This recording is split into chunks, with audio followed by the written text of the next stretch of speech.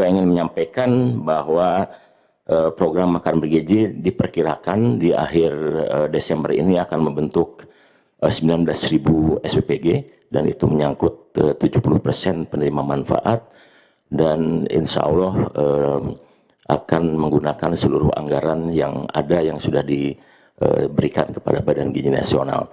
Ada hal yang baik menurut saya terjadi di masyarakat. Salah satu contohnya di Lumajang, Pak. Jadi ketika SPPG harus berdiri dan tidak bisa didirikan karena ada kandang kambing, akhirnya masyarakat bermusyawarah, ada kandang kambing, Pak. Kandang kambing, karena SPPG tidak boleh didirikan di dekat kandang kambing, kandang hewan, dan juga tempat sampah. Masyarakat kemudian merembuk di daerah sekitar itu dan kemudian bersedia mengeluarkan biaya untuk memindahkan kandang kambing, Pak. Bukan menolak ke SPPG, karena mereka sudah tahu setiap kali SPPG berdiri maka 50 orang akan bekerja di SPPG, kemudian ada 15 supplier yang bisa memasok bahan baku, dan juga tentu saja petani, peternak, nelayan akan sangat diuntungkan dengan kehadiran SPPG. Dan perlu Pak Presiden dan Bapak Wakil Presiden ketahui, sekarang Badan Gizi bisa menstabilkan harga, Pak. Jadi kalau permintaan akan telur sama ayam terlalu tinggi, kami bisa berikan instruksi kepada SPPG agar menggunakan protein lain. Contohnya bulan ini adalah bulan ikan, maka kita anjurkan agar lebih banyak menggunakan ikan.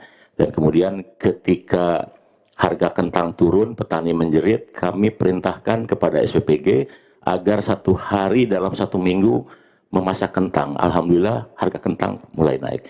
Jadi untuk Bapak Ibu sekalian, saya kira nanti di daerah-daerah bagi yang mendapatkan tekanan harga dan ada yang tidak laku, tinggal informasikan kepada Badan Gizi supaya kita bisa instruksikan kepada SPPG agar kita bisa stabilkan harga, karena kapasitas pembelian SPPG cukup masif, Pak.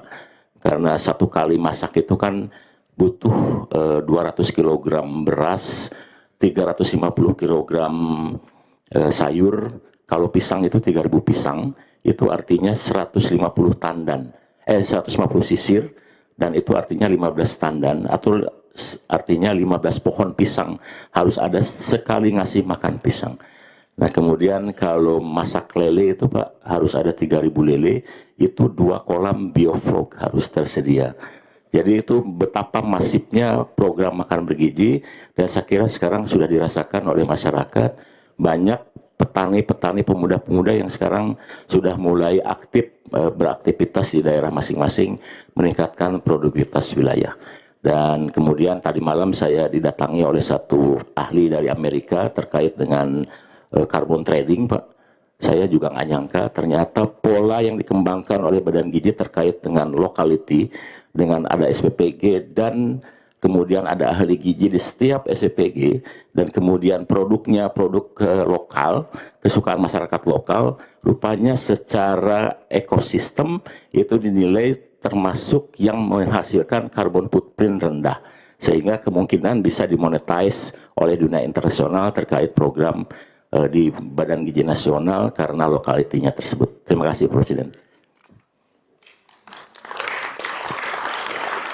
Itu yang 3.000 lele sehari, itu 3.000 lele di tiap SPPG. Satu SPPG, Pak. 3.000 lele. 3.000 lele, itu 2 kolam bioflok, Pak. Berarti satu anak makan 1 lele. 1 lele, Pak. Ya, 1 lele. 1 lele. 1 lele, betul. Pak, kalau masak lebih bagus dari waktu saya tentara dulu. Oh iya, Pak. Dan lelenya dipotong kecil-kecil. enggak, Pak, ini kepalanya saja dibuang, kemudian 1 lele utuh diberikan, Pak. Luar biasa itu. Iya.